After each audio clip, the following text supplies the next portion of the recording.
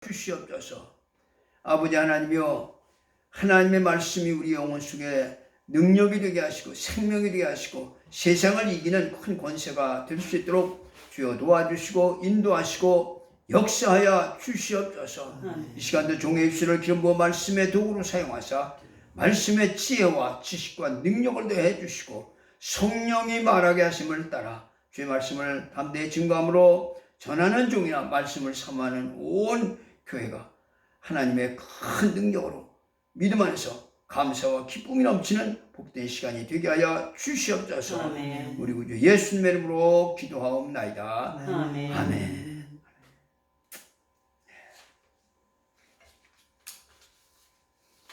오늘은 우리가 성령이 예수를 몰아내심이라고 하는 이런 본문의 말씀을 통해서 같이 은혜를 받도록 하겠습니다. 우리 하나님은 전능하신 하나님이십니다. 아멘. 그에게는 부족함이 조금도 없고 모자람이나 또 못하실 일이 없는 그런 분이시다 하는 것입니다. 그 하나님께서 예수 그리스도로 하여금 하나님의 하시는 그 길을 열게 하셨습니다.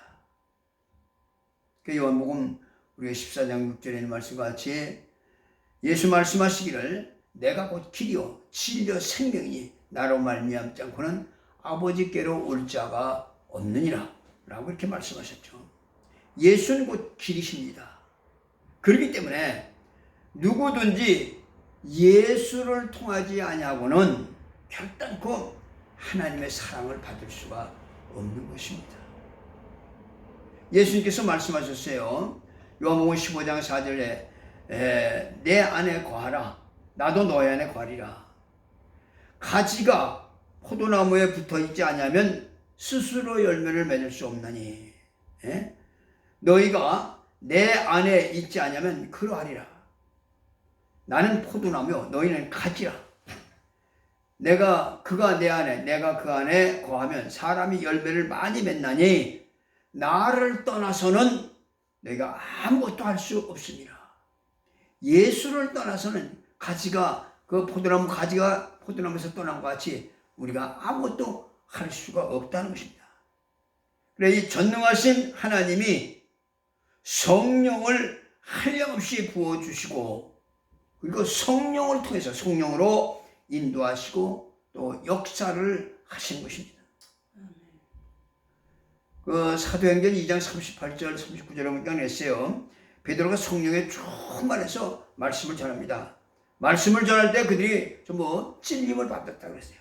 그들이 이 말을 듣고 마음에 찔려 베드로와 다른 사도들에게 이르되 형제들아 우리가 어찌해야 하느냐라고 베드로가 그들에게 말하셨습니다. 이르되 너희가 각각 예수 그리스도의 이름으로 세례를 받고 죄사함을 받으라. 그리하면 성령을 선물로 받으리라고 이렇게 말씀을 했습니다.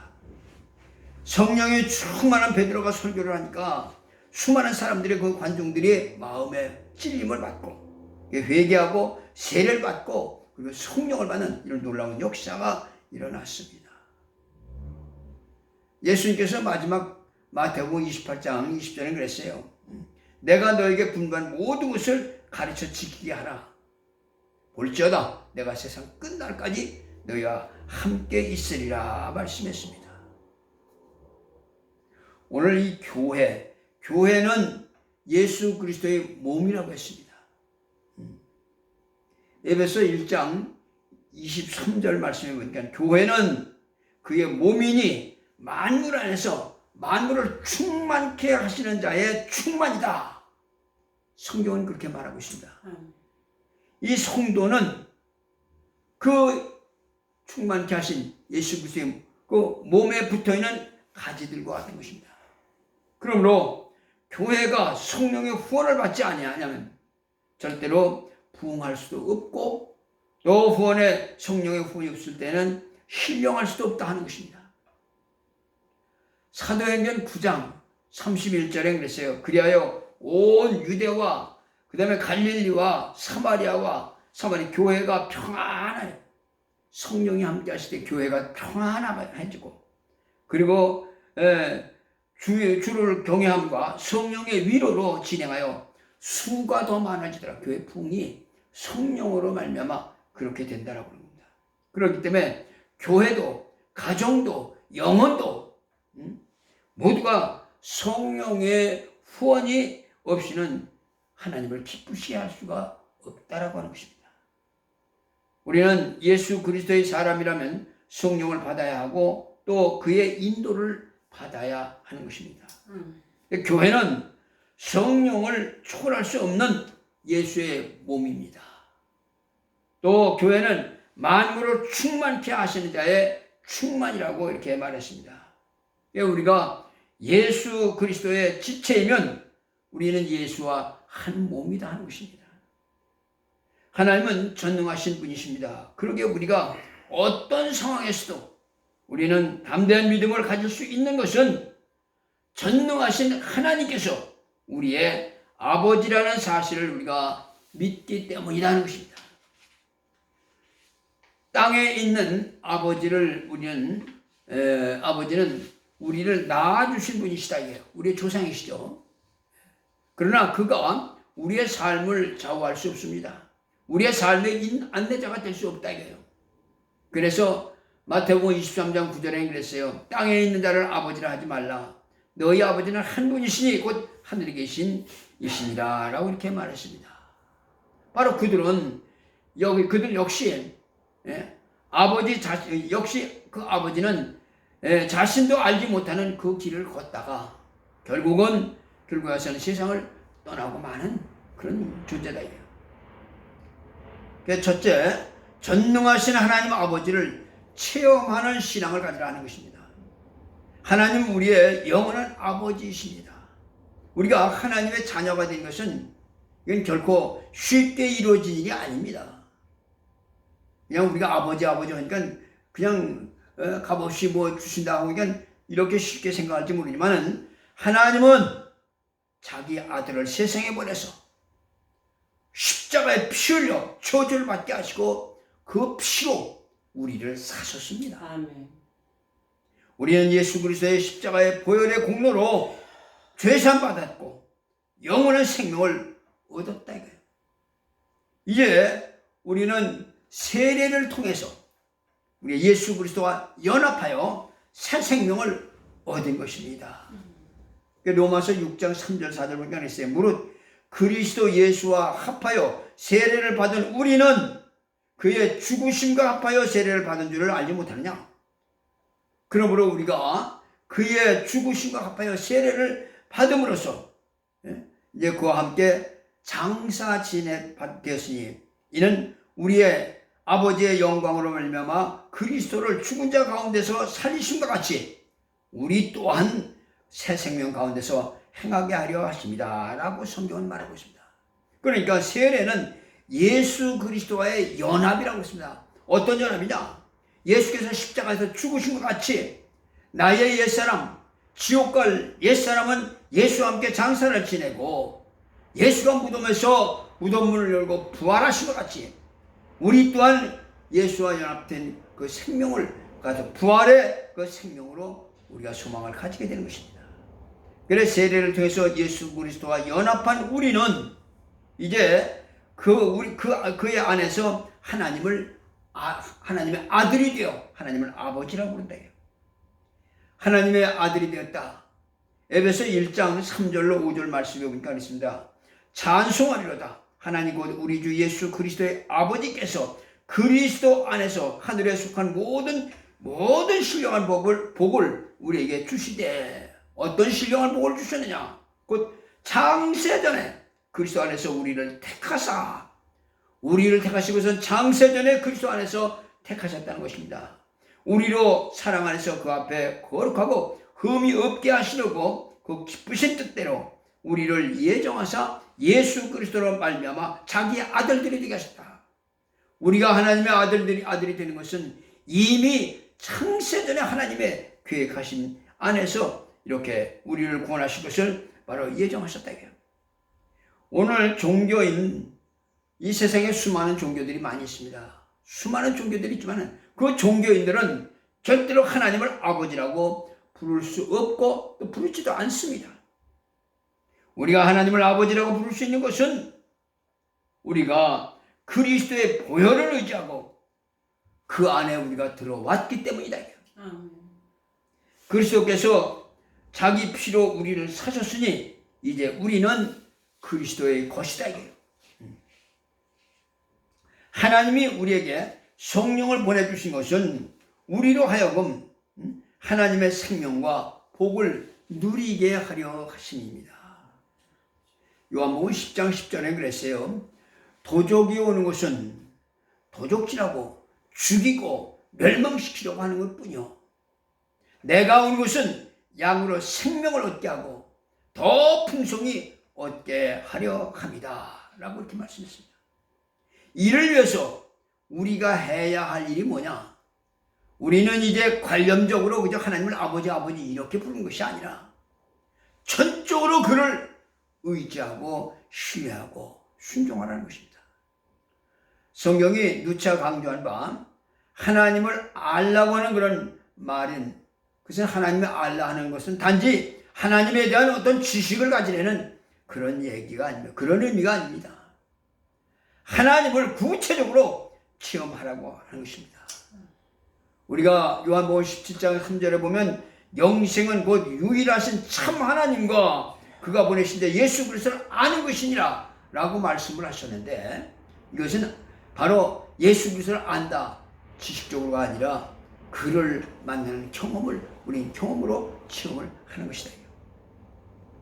두 번째는 예수 그리스도 위에 집을 하시는 성령이십니다. 우리가 믿는 하나님은 아버지, 아들, 성령 이 삼위가 일체이신 하나님이십니다. 삼위일체, 성부, 성자, 성령 이 한 뜻 안에서 바로 일하시나 각자의 그 역할에는 차이가 있습니다. 어떻게 차이가 있느냐? 하나님 아버지는 뜻을 정하시고 뜻을 세우시고 모든 것을 자기의 뜻대로 역사를 하시는 분이시다. 우리가 건물을 짓기 전에 그 이전에 먼저 건물에 대한 설계도가 존재하듯이 하나님의 뜻은 만물이 창조되기 그 전에 있었고 모든 것은 그 뜻대로 이루어지는 것입니다. 하나님의 뜻은 하나님의 말씀을 통해서 나타납니다. 그 말씀은 곧 진리라고 했죠. 요한복음 17장 17절에 그랬어요. 예수께서 제자들을 위해서 기도하실 때 그들을 진리로 거룩하게 하옵소서, 아버지의 말씀은 진리니이다 라고 이렇게 말씀을 했습니다. 그런데 예수께서는 또한 자신을 가리켜서 진리라고 말씀했죠. 좀 전에도 말씀하셨지, 그가 곧 길이요 진리요 생명이라, 그는 진리라고 이렇게 말씀을 하셨다 이거예요. 그가 하나님으로부터 의롭다고, 그래 이렇게 말씀이 육신이 되어 이 땅에 그 진리신 그 말씀이 육신이 되어 이 땅에 오신 분이 예수 그리스도시오. 우리가 잘 아는 요한복음 1장 10절에 말씀이 육신이 되어 우리 가운데 거하심에 우리가 그의 영광을 보니 독생자의 영광이요 은혜와 진리가 충만하더라고 그랬습니다. 예수께서 나타나신 것은 아버지의 뜻을 이루기 위해서입니다. 그가 하나님으로부터 의롭다고 인정받은 것은 아버지의 뜻을 거역하지 아니하고 온전히 그가 순종을 했기 때문이다. 그가 죽는 일조차도 그는 자기 뜻대로가 아니고 아버지의 뜻을 따라 그대로 순종하셨다. 베드로가 그 예수님의 죽음에 대해서 주님을 만류하려고 할 때 우리 예수님께서 뭐라고 하셨습니까? 마태복음 16장 23절에 예수께서 돌이키시며 베드로에게 이르시되 사단아 내 뒤로 물러가라, 너는 나를 넘어지게 하는 자로다. 내가 하나님의 일을 생각하지 아니하고 도리어 사람의 일을 생각하는도다 라고 이렇게 말씀했습니다. 그는 어떠한 일에도 하나님을 먼저 생각했습니다. 성령도 역시 하나님의 뜻을 초월하지 아니하시는 분이십니다. 우리 성도의 연약함을 위해서 말할 수 없는 탄식으로 우리 위해서 간구하실 때도 성령은 하나님의 뜻을 절대로 초월하지 아니하셨다.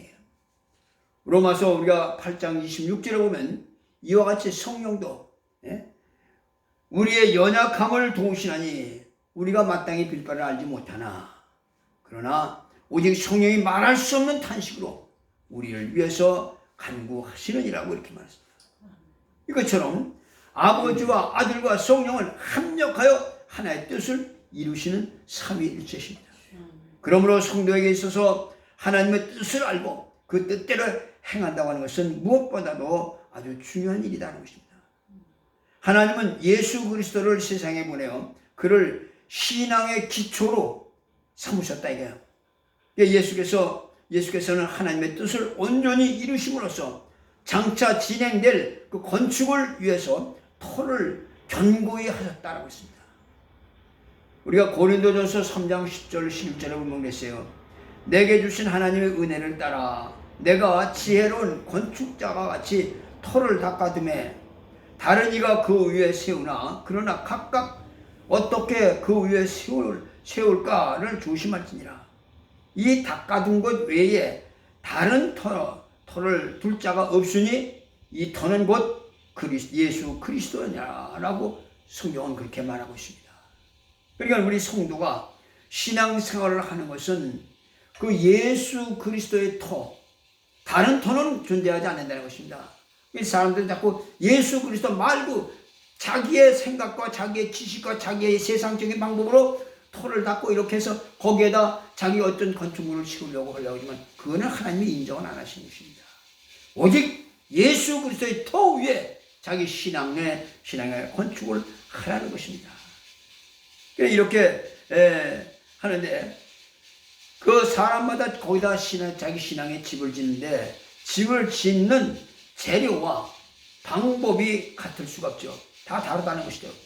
어떤 사람은 금으로 짓는 사람, 어떤 사람은 은으로 짓는 사람, 어떤 사람은 나무로 짓는 사람, 어떤 사람은 풀로 집을 짓는 이런 사람들이 있습니다. 문제는 그렇게 지은 그 집이 과연 그 불의 시험을 통과할 수가 있겠느냐 하는 것입니다. 그래 어떤 사람은 구원을 받기는 받았지만은 마치 불 가운데서 구원을 받는 것처럼 아주 그 초라한 모습, 부끄러운 모습으로 구원을 얻는 그런 자도 있다라고 말했습니다. 그래서 해의 영광이 다르고 달의 영광, 별의 영광이 각각 다르고 사람의 육체와 짐승의 육체와 벌레들의 육체가 각각 다르듯이 부활 후에는 각 사람이 누릴 영광이 각각 다르다는 것을 우리에게 고린도전서 15장 39절로 41절까지 쭉 그렇게 말하고 있습니다. 바울은 세상에서 유익하다고 여겼던 그 모든 것을 다 뒤로하고 부활의 표대를 향해서 그냥 전력을 다해 나간다고 이렇게 고백을 한 의미를 우리는 깨달아야 합니다. 그리고 아무도 우리의 멸관을 빼앗지 못하도록 우리는 죽도록 충성을 해야 한다는 것입니다. 성령은 예수 그리스도라는 터 위에 집을 지으십니다. 성령은 하나님이 자기 피로 사신 교회를 치게 하시려고 감독자를 세우셨다 그랬어요. 사도행전 20장 28절 말씀에 보니까 그랬어요. 여러분이 자기를 위하여 또는 온 양떼를 위하여 삼가라. 성령이 그들 가운데 여러분을 감독자로 삼고, 여기 감독자는 목사를 세우는 것입니다. 교회. 하나님이 자기 피로 사신 교회를 보살피게 하셨느니라. 교회는 하나님의 피로 사신 바로 그리스도의 몸이라고 했죠. 성령은 또한 교회를 유익하게 하려고 그래서 교회에 여러 가지 은사와 능력을 나타내십니다. 이와 같이 은사와 능력을, 성령을 보서 은사와 능력을 나타내게 하신 것은 우리에게 유익하게 하려 하십니다. 고린도전서 12장 7절 말씀에 우리가 그랬어요. 각 사람에게 성령을 나타내심은 유익하게 하려 하십니다 라고 했습니다. 성도가 영적 생활을 하려면 반드시 그 성령의 도우심을 받아야 합니다.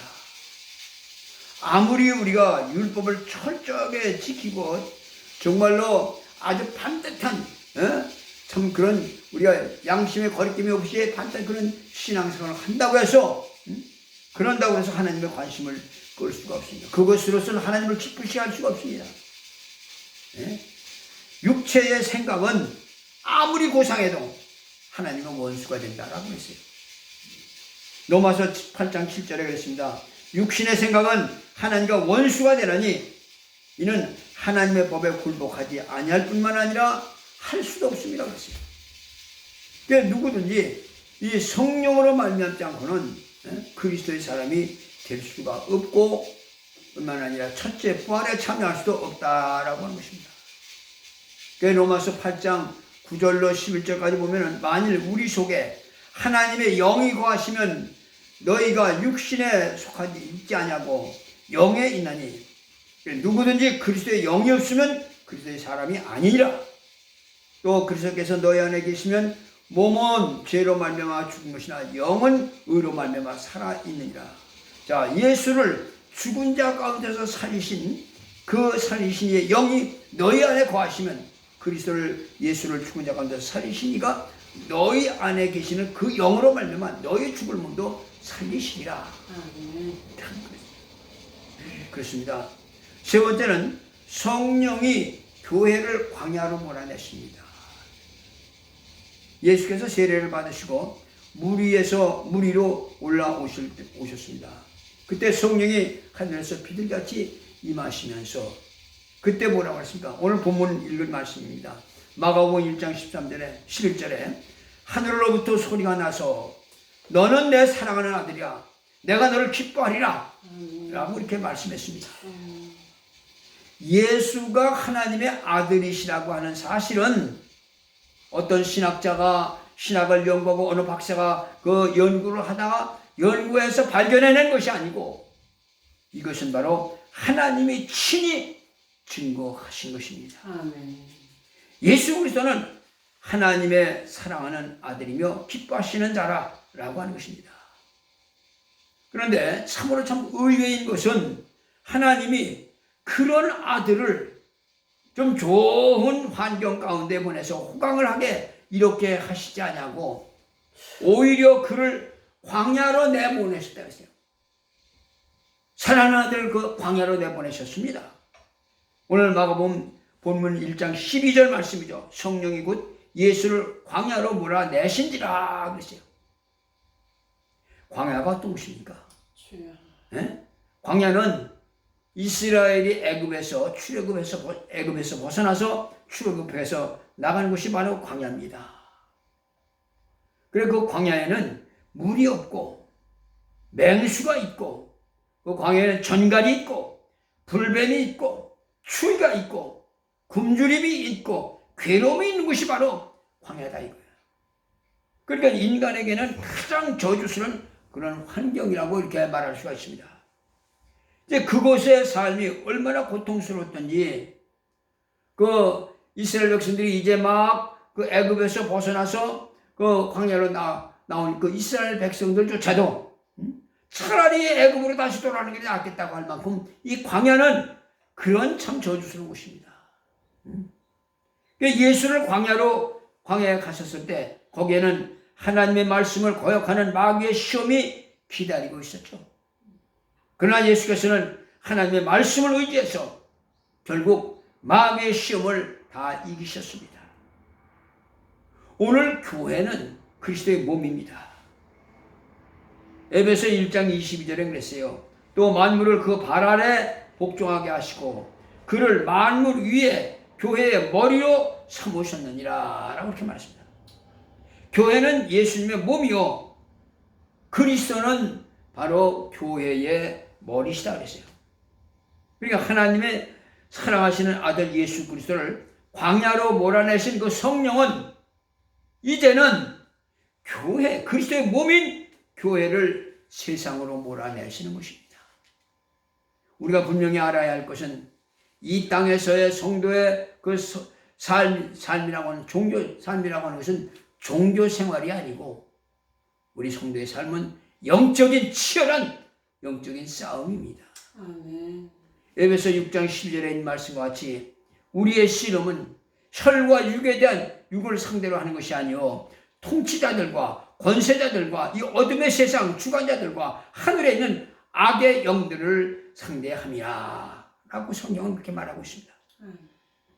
예수께서 성령에 이끌려 광야로 가셔서 마귀를 물리치신 것처럼 오늘 교회는 성령에 이끌려 세상으로 나가야 한다는 것입니다. 마귀가 쉬지 않고 역사하는 세상에서 하나님의 뜻을 이루어야 한다는 것이죠. 그래 교회는 만물을 충만케 하시는 자의 충만이라고 했습니다.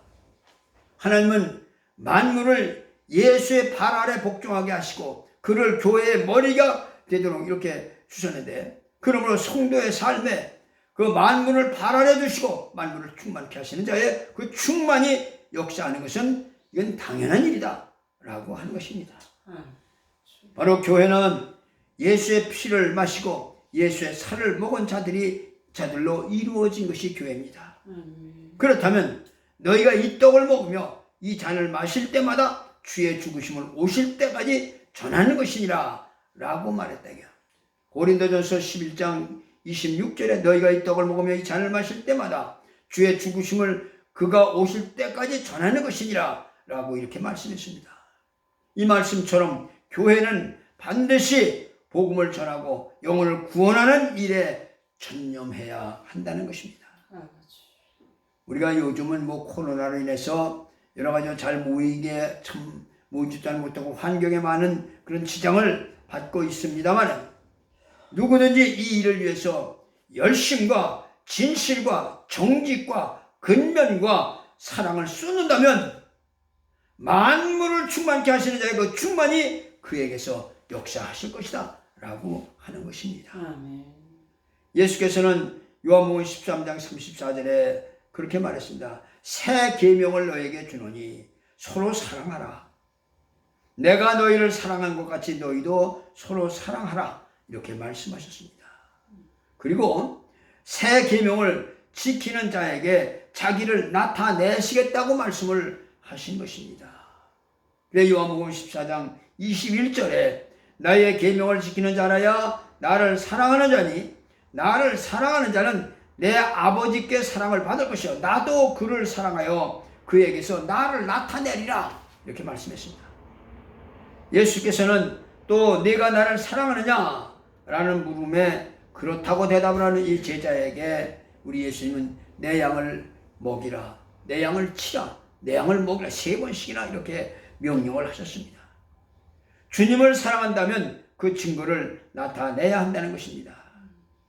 주님의 몸인 교회를 사랑하되 마음을 다하고 정성을 다하고 뜻을 다하고 목숨을 다하고 복음 증거하는 일에 순종하는 바로 그런 일을 감당하는 것이 바로 주님의 몸을 사랑하는 것이다. 다시 거듭 말씀을 드린다마는 예수 그리스도는 하나님의 사랑하시는 아들이요 기뻐하는 자라고 그랬습니다. 하나님은 그런 아들을 좋은 환경 가운데서 그렇게 환경 가운데로 보내지 아니하시고 오히려 광야로 내몰아 보내셨다 했습니다. 하나님의 사랑하는 아들 예수 그리스도를 광야로 내보내신 바로 성령께서는 이제 예수 그리스도의 몸인 교회를 세상으로 내보내시는 것입니다. 그래서 마태복음 28장 19절에 그랬어요. 그러므로 너희는 가서 모든 족속으로 제자를 삼아 아버지와 아들과 성령의 이름으로 세례를 베풀고 내가 너에게 분부한 모든 것을 가르쳐 지키게 하라 라고 이렇게 말씀을 했습니다. 이 땅에 그리스도의 몸인 바로 교회가 존재해야 하는 이유는 성령으로 말미암아 십자가의 피 공로를 증거함으로 생명을 살리는 이 사명을 감당하라는 것입니다. 그래서 우리 모두가 우리는 주님 다시 오실 그날까지 우리가 게으름이 없이 우리 성령 충만함으로 복음을 전파하고 복음을 전하고 영혼을 살리는 이 사명을 감당하는 귀한 축복이 있기를 주님의 이름으로 축원합니다. 기도하시겠습니다. 살아계신 우리 아버지, 하나님의 크신 은혜와 사랑을 감사합니다. 아버지 하나님, 우리는 영원히 죽어마땅하고 참으로 멸망할 수밖에 없는 아버지 하나님